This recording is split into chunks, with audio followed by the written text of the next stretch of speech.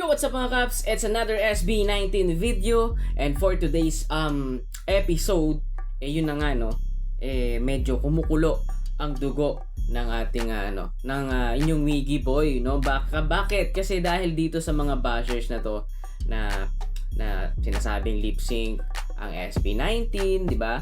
Sinasabi na boo ang SB19 last MFA. So yun no mga Kaps, ito yung pag-uusapan natin for today's video, no? Hindi ko na to patatagalin, simulan na natin.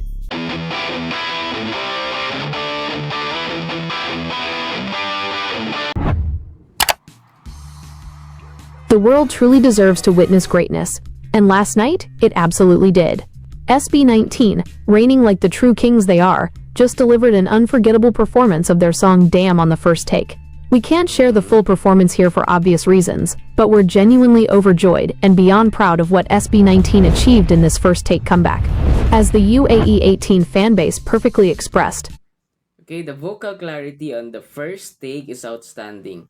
The rawness of the setup really lets the performance breathe, and you can pick up on all the textures, dynamics, and emotion in the video.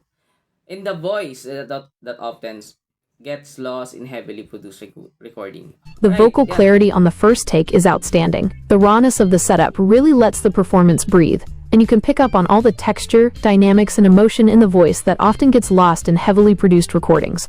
This world-class performance is undeniably turning heads. As of the making of this video, just 8 hours after its release, it has already surpassed 285,000 views. On Philippines X Trends, it skyrocketed to the #1 spot, even overtaking the ongoing Mama 2025 buzz. Remarkably, SB19 also entered Japan's Music X Trends with over 205,000 tweets. And that's not all. It even made it to Australia's trending list. Billboard Japan couldn't help but gush over the incredible performance as well. All this well-earned attention is truly 100% deserved. Honestly, we still can't get over SB19 and their incredible vocals. It's simply breathtaking, absolutely perfect. May this masterpiece continue to reach more and more people, because it brings life, energy, and healing like nothing else. Right, thank you for the members. Next video. Just a day ago, a tweet with a clearly negative intent started circulating online. The tweet says, "Waiting for all the OPM fandoms to unite against 18 SB19. Whoa Lord, please give this universe to us." Grabe, talaga ba? Grabe naman kayo, anong pinaggagawa nyo na to? Just reading that, it really reminds you how far some people would go just to bring SB19 down. For context, this tweet was actually a quote retweet of another post, which itself was a quote retweet of a now deleted message from a so-called SB19 fan who said some unpleasant things about another group. Take note of that last part, an account claiming to be an 18. Here's where it gets concerning. Some 18 did some checking and found out that the account was a fake fan account, seemingly created to mislead others and stir negative reactions toward SB19. From what's visible in its previous tweets, this account has been posting unfavorable comments toward other music groups and even public figures, including athletes. The pattern seems intentional. Tokumol ka, nag-ano ka ng nagsisindi ka ng apoy sa ibang fandom To create misunderstanding, trigger reactions, and attract negativity toward Mahalima. What's puzzling, as some fans have pointed out, is how an account with almost no followers can have its posts suddenly amplified and easily seen by people who then use them to criticize SB19 and the fandom. As one 18 observed, this looks like a deliberate move to spark tension between 18. Alright, sineset up tayo na magka-fan war sa ibang OPM artists.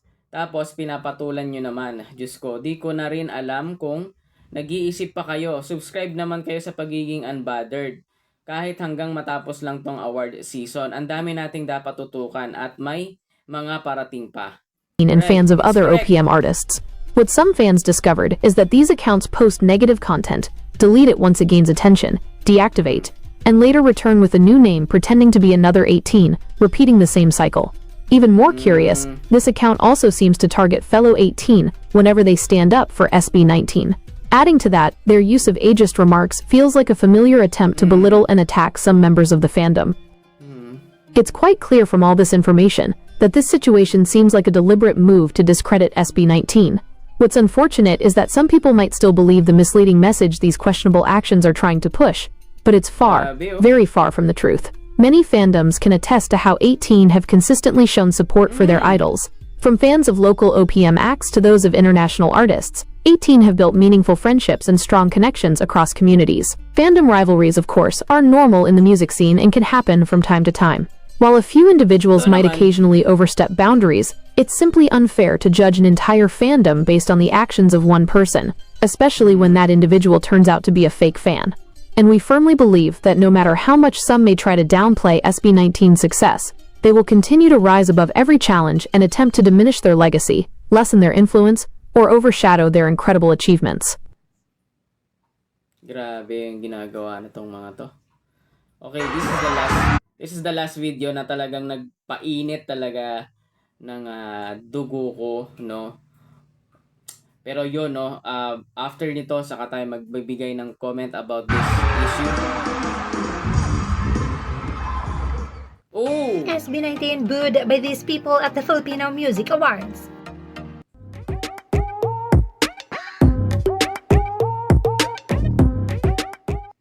These happened at the Filipino Music Awards, where this man, wearing a blue and white cap with a logo allegedly similar to a BINE member apparel and clothing brand, together with his companion, booed and made a thumbs down gesture when SB19 was mentioned on stage.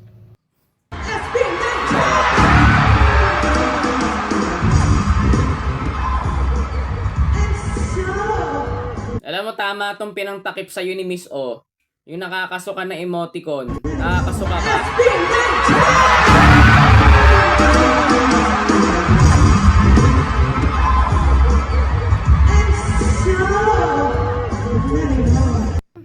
At eto pa nakuha sa isang live stream on the said event.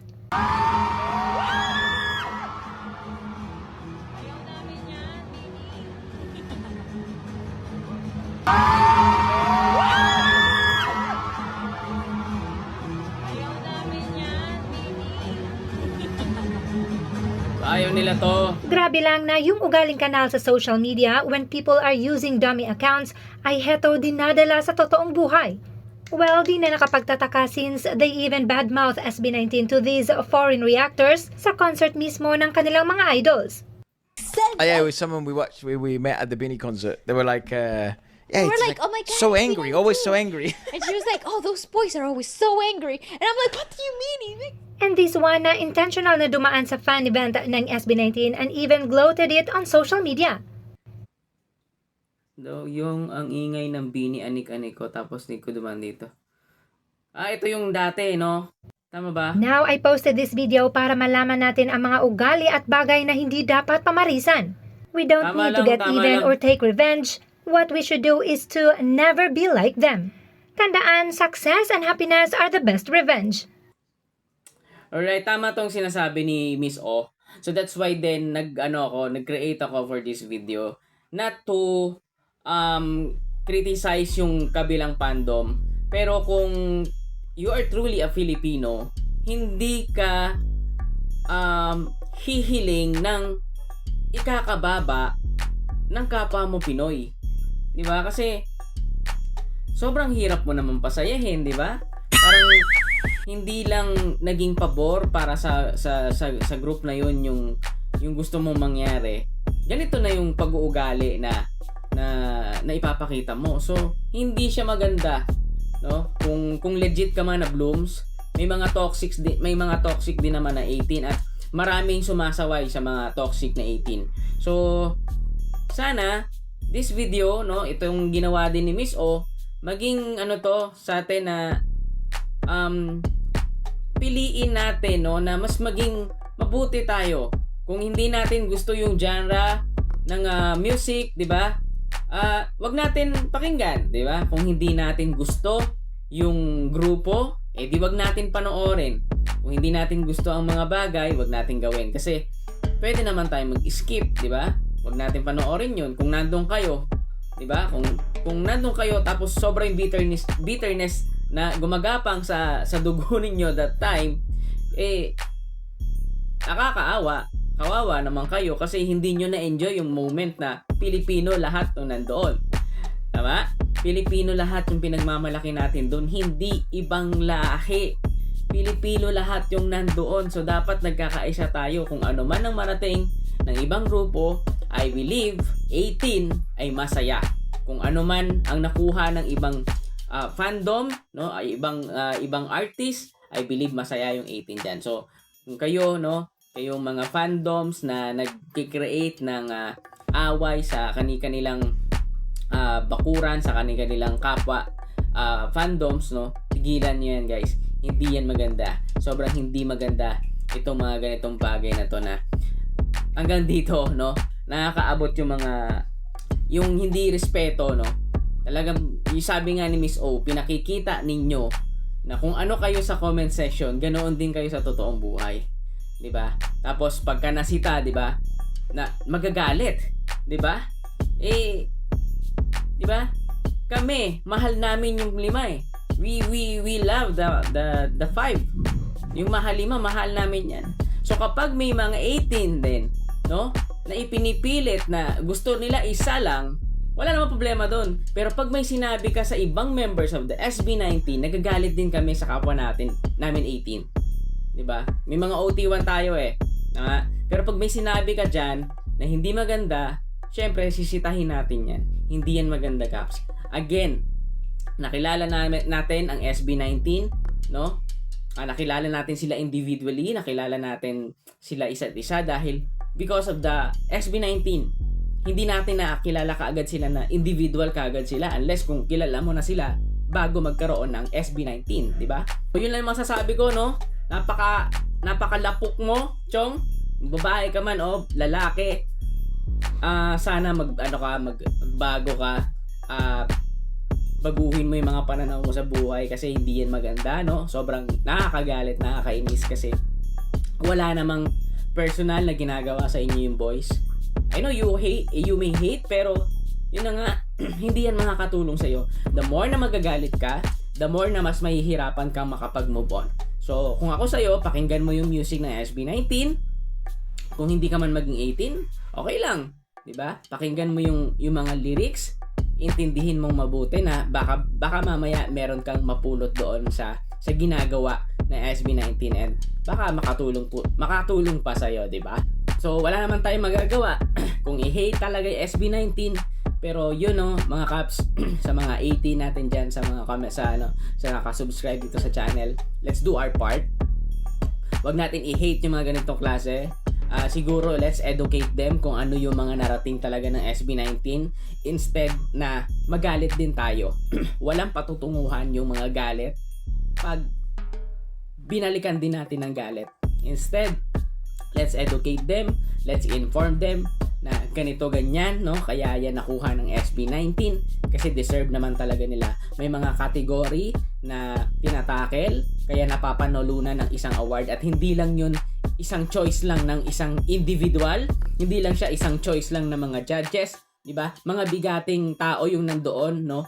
Na nag-usap-usap, nagkaroon ng panel yan para ibigay sa SB19 yung awards na yun. So sana, no, mga Caps, sana ibang fandoms wag ganito, no? Kasi pare-parehas naman tayong Pilipino eh. You know that, no? The song Ben and Ben, 'di ba? Ipiling ko naman nakisabay din kayo sa kanta na 'yon, 'di ba? So, yun lang mga Caps. Nawala na ko boses, 'di ba? So, sobrang ko yung nainis ako kanina eh. Pero yun na nga, let's be friends dapat, 'di ba? Kapwa natin fandoms, mga fandoms na iba.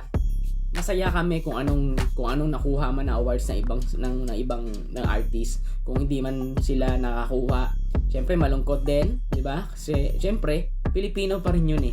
Pero matuwa tayo kasi na-nominate doon yung mga artist na alam natin. Alam niyo bakit? Kasi deserve din naman nila 'yun. Alright, no? So mga Caps, maraming salamat sa inyo. So hopefully this video ay makatulong na magpababa ng hate sa isa't isa sa fandom na bawat isa. At yun, magtulungan tayo, guys. Pilipino tayo, wala namang dapat magkalaban dito, di ba? Stream natin mag-stream tayo, boboto tayo kung ano yung mga dapat na task ng bawat fandom, no? Kung sino man yung mailuklok doon dahil sinipagan ng fandom, diba? Matutuwa dapat yung magkabilang fandom, hindi nag-aaway, no? So yun lamang po mga kaps, no? This is just an update for the SB19. Nakakagalit lang kasi, no? Gusto kong mag-subscribe sana sa sa Choose to be Kind ni Pablo, no? Pero minsan may nagaano talaga na hindi pwede eh. Kailangan may magtanggol sa lima. So ito ano lang naman, discussion lang din naman. So mag-ano tayo, no? Tayo much better na. Yun na nga. Alamin natin ba, wag tayo wag tayo maging hater, no? Kasi never kami nag-ano ng mga hate na yan. Actually, Bini is okay, no? The girl group is okay. Every girl group na dumaan, yan, mga boy group na dumaan, okay, no? So yun lang. Wag tama itama yung hate na yan. Tigilan niyo yan mga kaps, no? Tigilan niyo yan, guys. No, hindi yan makakatulong. We are all Filipinos. Dapat nag-uusap tayo. Dapat nagkakasama tayo. Dapat tayo magkakasundo. At again, hindi dapat Pinoy ang kapwa Pinoy kapwa Pinoy ang nagkakaroon ng laban, no, ng inggitan kasi magkakasama tayo. Dapat tayo yung magkakakampi. So, just look on what we are doing, di ba? Yun yung gayahin natin. Yung supporting. We are also supporting reactors. Ayan yung mga ginagawa namin. Pag may votes, nagboboto kami. Pag may stream, ini-stream namin yan, no? Minsan may mga part na busy din kami. Syempre may mga personal kaming buhay. Pero pag may tasang 18, maniwala kayo, ganyan lang po yung ginagawa namin. So kung gusto nyo na maging ganyan kasolid din yung fandom, tanggalin nyo yung hate, tanggalin nyo yung toxic, tanggalin mo sa sarili mo yung pagiging toxic mo, no? So you can spread the love, no? That we are, no? Na yung love na natatanggap namin from Mahalima. Kaya iyon din yung ibibigay namin sa inyo, the love, no? Yung pagmamahal bilang isang kapwa Pilipino. So yun, no? Hopefully makatulong itong video na to sa inyo at wag nang magkalat ng mga hate, no? Okay? So yun mga kaps, maraming salamat sa inyo. Medyo na tayo, nagalit na nawala ng boses, but it's okay, no? It's for the SB19. So again, sana, no, wala nang ganito sa mga susunod. Pero yun na nga, hindi natin alam. So yun mga kaps, no, kung bago kayo dito sa channel, ako po si Miggy Boy. We are discussing SB19 videos. We are reacting SB19 videos and other Filipino artists. So kung gusto niyo mga ganitong klase ng video, i-subscribe niyo lang po yung channel. At malaking tulong na rin po, no, kung magko-comment kayo, i-like at i-share nyo itong video. So yun mga kaps, maraming salamat po sa inyo, no? Ingat po kayo palagi and God bless.